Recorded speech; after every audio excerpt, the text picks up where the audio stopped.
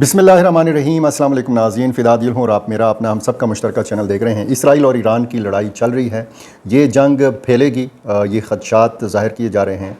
इस जंग में कौन कौन कूदेगा, कौन कौन सा मुल्क जो है ये इसमें कूदेगा। खामोश जो सपोर्ट हासिल है ईरान को, वो रूस जैसा मुल्क है, चीन जैसा मुल्क है और पाकिस्तान की सरहद ईरान के साथ मिलती है, अफ़गानिस्तान की सरहद ईरान के साथ मिलती है। और इन दोनों ममालिक के जो लोग हैं वो भी तहफ़्फ़ुज़ात रखते हैं। वो इसलिए तहफ़्फ़ुज़ात रखते हैं क्योंकि दुनिया बदल चुकी है, दुनिया की जो टेक्नोलॉजी है वो बदल चुकी है। अब अगर सिर्फ़ पाकिस्तान के हवाले से बात की जाए तो रिसेंटली जो पाकिस्तान और हिंदुस्तान के माबैन लड़ाई हुई, इसमें इसराइली ड्रोन्स का इस्तेमाल किया गया। ये ज़ाहिर है कि पाकिस्तानियों के लिए, अहले पाकिस्तान के लिए और पाकिस्तानी फ़ौजी क़यादत के लिए और सियासी क़यादत के लिए, दोनों के लिए कंसर्न की बात है। पाकिस्तान जो मौक़िफ़ दे रहा है और ईरान को फुल सपोर्ट दे रहा है, इस हवाले से भी दुनिया में देखा जा रहा है कि पाकिस्तान अगला यानी नेक्स्ट लेवल जो स्टेप है वो क्या उठा सकता है। पाकिस्तान कितना मुतासिर हो सकता है। पूरी दुनिया के बारे में कहा जा रहा है कि ज़ाहिर है कि पूरी दुनिया मुतासिर होगी, पूरी दुनिया की मईशत मुतासिर होगी, क्योंकि तेल की कीमतों पे जब असर पड़ता है तो पूरी दुनिया की मईशत जो है वो हिले बग़ैर नहीं रह सकती। आज अगर आप देखें तो डोनाल्ड ट्रंप, अमरीकी सदर, इस लड़ाई में अपना सौदा बेचने की कोशिश कर रहे हैं। जिस तरीके से उन्होंने अपना सौदा बेचा पाकिस्तान और हिंदुस्तान की लड़ाई में, इसी तरह वो इसराइल और ईरान की लड़ाई में भी अपना सौदा बेचने की कोशिश कर रहे हैं। उन्होंने पेशगोई की है कि दोनों मुल्क जो है ये सीज़ फायर कर लेंगे, मुआहदा कर लेंगे। ईरान और इसराइल के हवाले से उन्होंने कहा है। सबसे पहले इस मामले पर बात कर लेते हैं। डोनाल्ड ट्रंप ने कहा है कि इसराइल और ईरान को अमन के लिए मुआहदा कर लेना चाहिए। अपने सोशल मीडिया प्लेटफॉर्म के ऊपर डोनाल्ड ट्रंप ने लिखा कि ये दोनों अज़ली दुश्मन एक मुआहदा करेंगे। ये बड़ा यकीन के साथ उन्होंने कहा है। और अमरीकी सदर ने दावा किया कि हाल ही में उन्होंने भारत और पाकिस्तान के दरमियान एक मुमकिन तनाज़े को ख़त्म करने के लिए कामयाबी से मुदाखलत की और अपनी पहली मुद्दत सदारत में सर्बिया और कोसोवो के दरमियान भी उन्होंने तनाज़ा ख़त्म करवाया था। मैंने कल की वीडियो में आपको बताया था कि डोनाल्ड ट्रंप साहब जो हैं ये नोबेल इनाम के उम्मीदवार हैं और उनकी कोशिश है कि इस तरह के तनाज़ात में से अपना जो मफाद है ये निकालें। यूक्रेन और रूस की जो लड़ाई है, उनकी बात वहाँ पे नहीं मानी गई या वो अपना असर रसूख जो है वो इस्तेमाल नहीं कर सके, तो वो तनाज़ा अभी तक चल रहा है। ताज़ा जो लड़ाई है वो इसराइल और ईरान की है, तो इसमें पाकिस्तान किस हद तक मुतासिर हो सकता है इस पर बात करेंगे। लेकिन डोनाल्ड ट्रंप का बयान अभी ख़त्म नहीं हुआ। डोनाल्ड ट्रंप ने कहा कि इसी तरह हमारे पास जल्द ही इसराइल और ईरान के दरमियान अमन होगा। इस वक्त बहुत सी कॉल्स और मुलाकातें हो रही हैं। मैं बहुत कुछ करता हूँ लेकिन मुझे कभी किसी चीज़ का क्रेडिट नहीं मिलता, लेकिन कोई बात नहीं, अवाम सब समझते हैं मशरिक़ वस्ता को दोबारा अजीम बनाएंगे।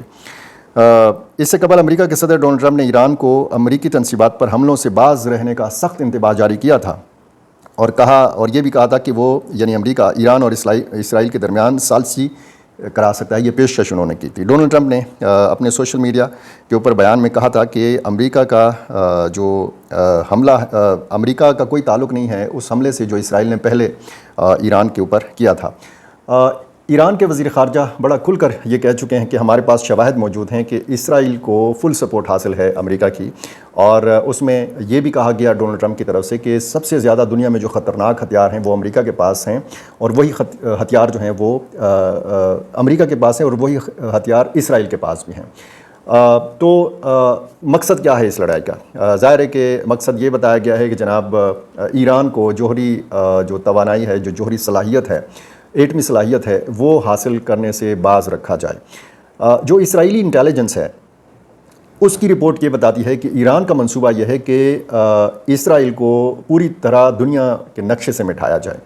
अब ये जो लड़ाई है कहाँ पे जाके रुकेगी? ख़दशात ये हैं कि ये लड़ाई फैलेगी। अगर डोनाल्ड ट्रंप ने इसमें अपना किरदार नहीं अदा किया या उसमें जिस तरीके से वो पेशगोई कर रहे हैं, अगर वो इसमें नाकाम होते हैं तो ज़ाहिर है कि ये लड़ाई फैलेगी।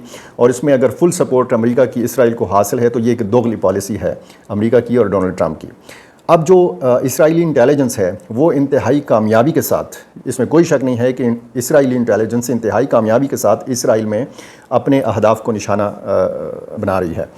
14 जो जोहरी साइंसदान हैं ये अब तक शहीद हो चुके हैं ईरान में। और ईरान की रेगुलर आर्मी के चीफ़, ईरान की जो पासदारान इनकलाब है उसके चीफ़ और बहुत अहम जो उनके 10-12 कमांडर्स हैं, یہ ان کا شہید کیا جانا اور ٹارگٹ کیا جانا اسرائیل کی جانب سے، تو ظاہر ہے کہ ایک مورال جو ہے وہ خاصا متاثر ہوا ہے۔ سپریم لیڈر آیت اللہ علی خامنائی کے بارے میں متضاد اطلاعات آ رہی ہیں، اور کچھ اطلاعات کل سے یا پرسوں سے یہ پھیلائی جا رہی ہیں۔ ان اطلاعات کو پھیلائے جانے کا مقصد کیا ہو سکتا ہے؟ آپ کو پتہ ہے جنگ میں پروپیگنڈا بھی ہوتا ہے، مختلف قسم کی خبریں بھی گردش میں آتی ہیں۔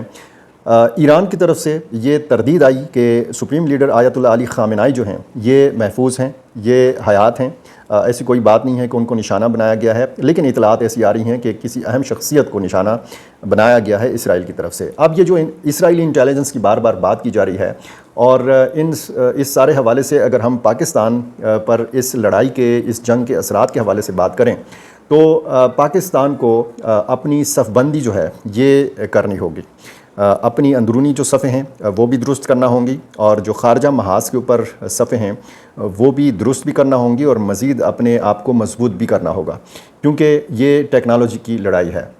جس طرح پیجر پھٹے تھے، آپ کو یاد ہوگا اسرائیل نے یہ بھی کر کے دکھایا۔ ہندوستان کے ساتھ جب پاکستان کی لڑائی تھی تو ڈرونز جو استعمال کیے گئے یا جو آپریٹرز تھے وہ بھی اسرائیلی تھے، اور ہندوستان کے اندر بیٹھ کر وہ آپریٹ کرتے رہے۔ تو اسرائیل کا پاکستان تک پہنچنا جو ہے یہ خارج از امکان نہیں ہے۔ نیتن یاہو یہ کہہ چکے ہیں کہ انٹرویو میں، کل کی ویڈیو میں نے آپ کو بتایا تھا کہ یہ ہم سے غلطی ہوئی ہے کہ پاکستان جیسے اسلامی ملک کو ہم نے ایٹمی طاقت بننے دیا۔ اب یہ لفظ جو ہم کا استعمال ہے یہ اب ظاہر ہے کہ انہوں نے صرف اسرائیل کے لیے استعمال نہیں کیا، اسرائیل اور اس کے اتحادی، اور سب سے بڑا جو اس وقت دنیا میں اتحادی ہے اسرائیل کا وہ آپ کو پتہ ہے امریکہ ہے۔ تو جو اس وقت ہندوستان اور اسرائیل کے تعلقات ہیں، اگر اس خطے میں، اس ریجن پر آپ نظر ڈالیں تو چین کا بڑا واضح موقف ہے، ایران کو وہ فل سپورٹ دے رہا ہے، روس فل سپورٹ دے رہا ہے ایران کو، لیکن اس ریجن کے اندر ہندوستان سب سے بڑا اتحادی ہے اسرائیل کا، اور یہ سب سے یعنی یہ چشم کشا ایک قسم کی اطلاع ہے یا خبر ہے، یہ ایک حقیقت ہے کہ جو پاکستان کو، جس کو نظر انداز نہیں کرنا چاہیے۔ پاکستان کی جو عسکری قیادت ہے، فیلڈ مارشل عاصم منیر، یہ امریکہ میں موجود تھے جب یہ سارا ہو رہا تھا سلسلہ ایران کا اور اسرائیل کا۔ تو پاکستان کو اپنا جو سفارتی تعلق ہے اس میں بیلنس بھی رکھنا ہے۔